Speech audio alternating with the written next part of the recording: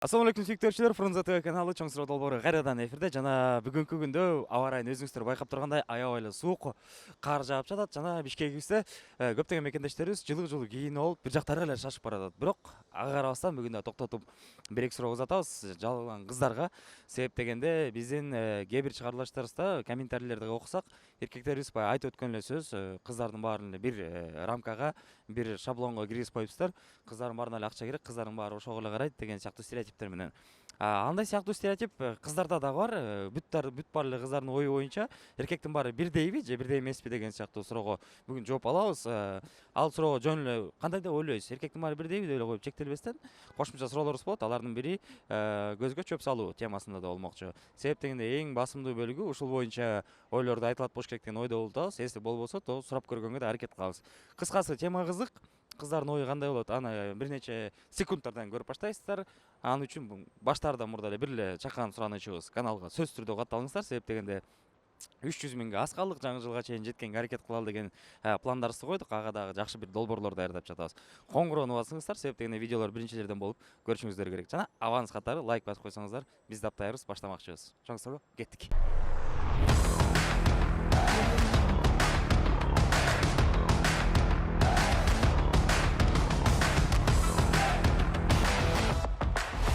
Audio Jungle. Нет, А почему такой стереотип существует, то, что девушки все говорят, что мужики все одинаковые?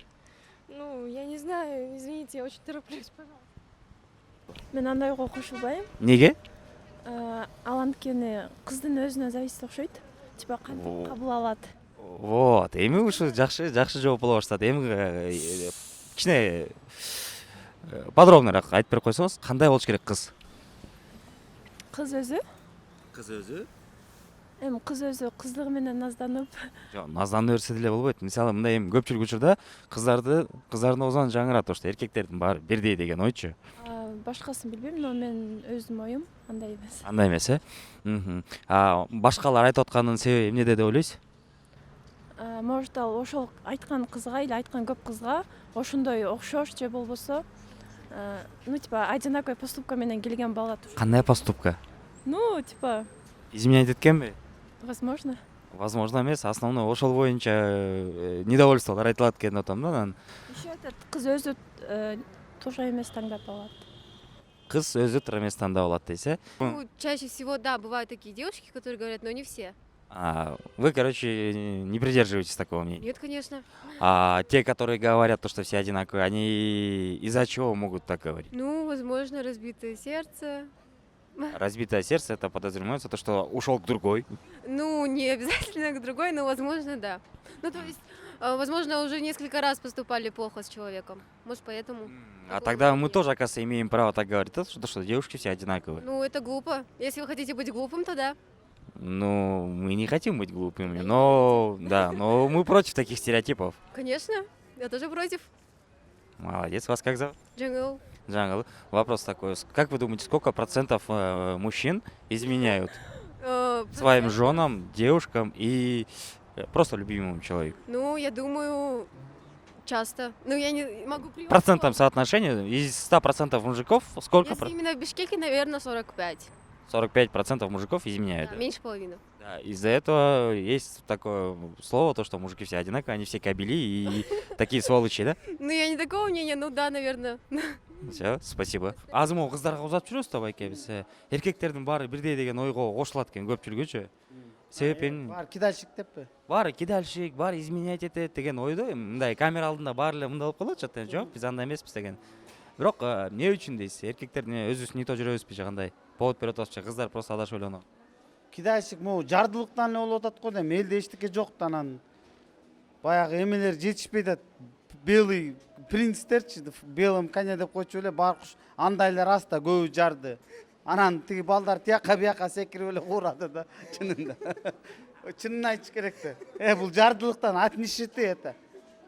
Вот буюрса скоро будет хорошо. Классно.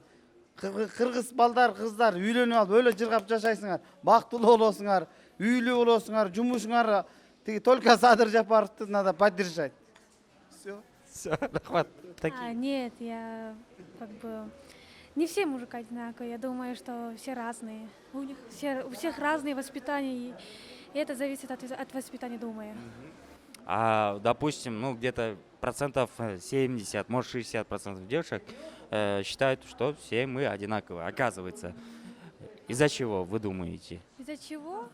Из-за того, что мы типа делаем что-то одинаковое или... Нет, вы не делаете одинаковые. Там, я думаю, что просто пацаны же там думают, ну, как бы... На самом деле они как бы по-разному бывает. Орысша, кыргызча кенен түшүндүрсөңүз болот. Эмне максат? Мындай болот го, мисалы үчүн балдар досторунун көзүнчө, типа балдар бири бирин эмете беришет да, типа деги романтик болуп койсо эле, ой, ушундай подкаблучник болуп кеттиңби, анан туда-сюда деп анан ал досторунун ошо думаю, что досторунан да окружающийлер бизде балдардын баары ошентип ойлошот да, мындай эми. Айтып бери, оңойлоо суроо болуп атат. Жигиттердин баары бирдейби? Эркектердин баары бирдей деген ойго кошуласызбы? Жок. А эмне үчүн кыздар көп айтат ушул сөздү? Билбейм. Сиз жашооңузда көп колдонбойсузбу? Жок. Эркектердин баары бирдей деп, анын баары эле ушундай, анан тигиндей мындай деген сыяктуу ойлор кыздардан эмнегедир көп жаңырат да.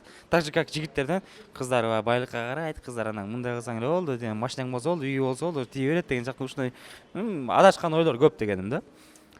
Эмне үчүн кыздар антип айтат деген ойдосуз? Сиз айтпасаңыз да башкалар. Анысын билбейм, бирок ар бир адам өзүнчө индивид да. Анын баарын бир эмеге коюш Ошибка экенин билебиз, бирок сиз айта албасаңыз, биз угушубуз боюнча, биз билишибиз боюнча эркектердин көбү бирдей болгон себеби баары эле мындай изменять этет деген ойдо экен. Чын калп? баары изменять этет, бирок Дегенде сен жок изменять этпей жүргөндөр дагы бар, и антта жүргөндөр бар. Ошон үчүн процентке салыштыра келгенде сиздин оюңуз боюнча канча процент дейсиз эркектер изменять эткен? 50/50 50% прям. Ар бир экинчи эркек налево басып коет. басат ооба. Потому что жашынакай кыз келсе Хоть даже супер модель келсе деле алдыначы прям ушундай катуу кебетеси менен келсе дагы, ал жолго барбайм, ал нерсени кылбайм деген эркек кылбайт да. Кылбайт ошо. Өзүнө балким не уверен болгон болсо, балким какой-то бир комплекстери бар болсо, балким кичине вниманияны башка жактан издеп калса кылышы мүмкүн, туурабы?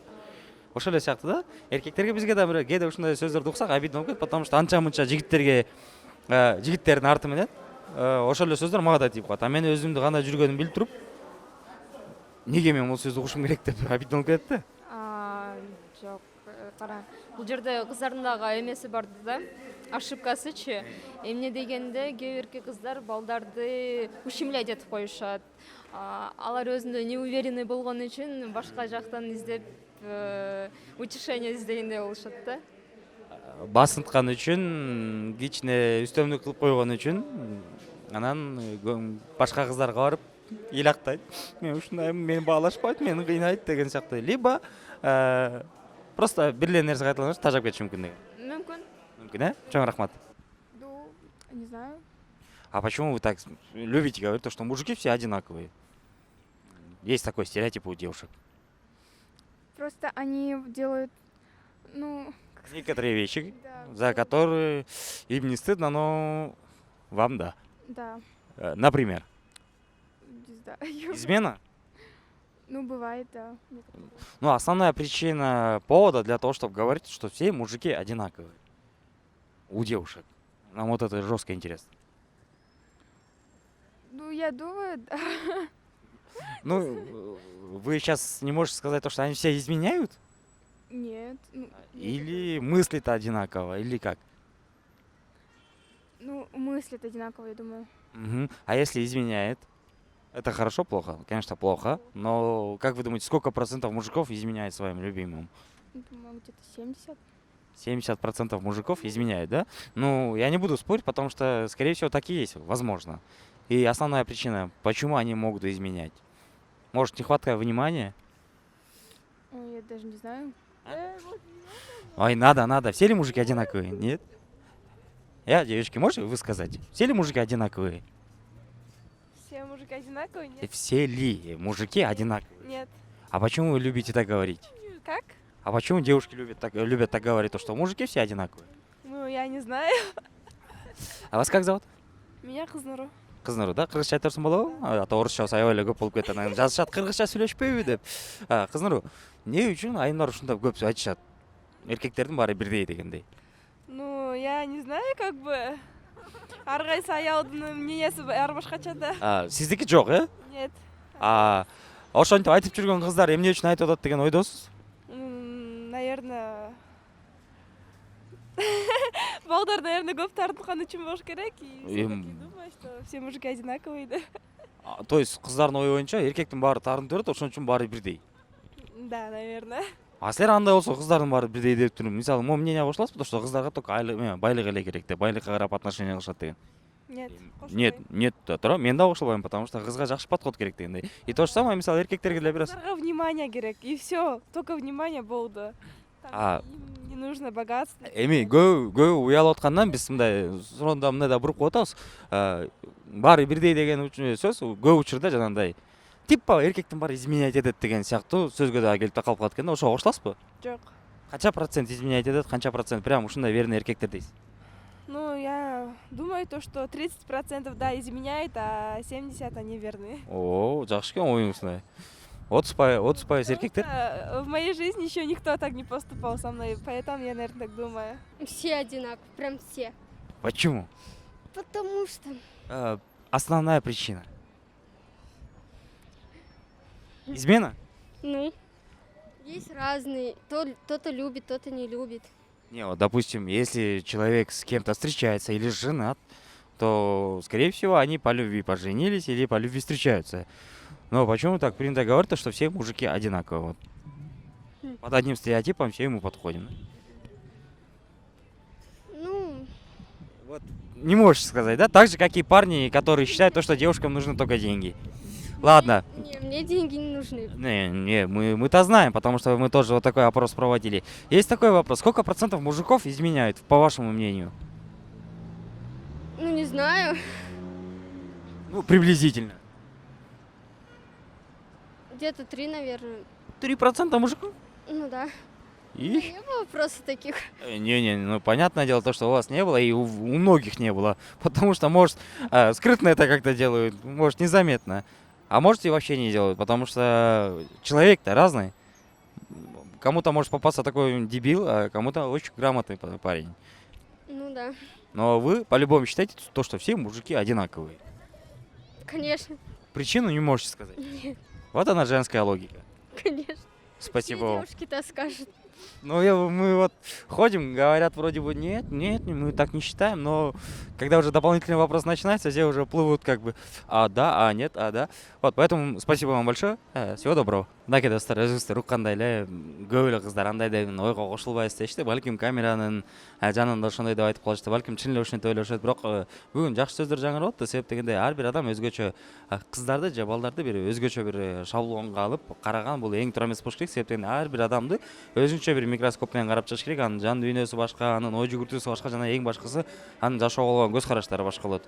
Ошон үчүн биздин бул менен айтайын дегенибиз, жигиттерге дагы мындай кайрылам, кыздарга да кайрылам. Эч качан жигиттериңер анан мындай, анан кыздарыбыз мындай деп туруп эки тарапка бөлүп туруп отуруп алып жөн эле телефон артында былгып жата бергенди токтотуш керек. Болгону гана ар бир адам менен тааныштыңбы, ошол адам жарым саат, 1 саат ашып кетсе, бир жума сүйлөшсөң, толук анкетасын биле алсаң болот, толук мүнөзүн түшүнө алсаң болот.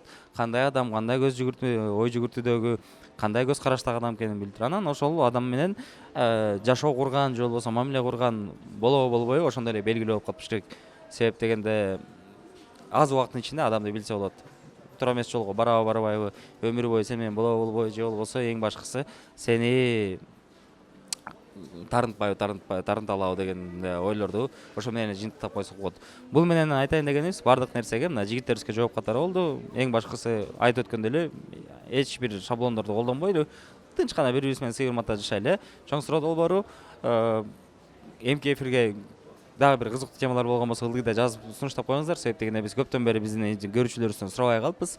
Жакшы кызыктуу темалар сунуштап турчуңар эле, ошондой эле улантып берсеңиздер болот. Эң көп лайк алган тема сөзсүз түрдө бул берүүгө чыкмакчы. Андыктан көрүшкөнчө сак саламатта болуңуздар.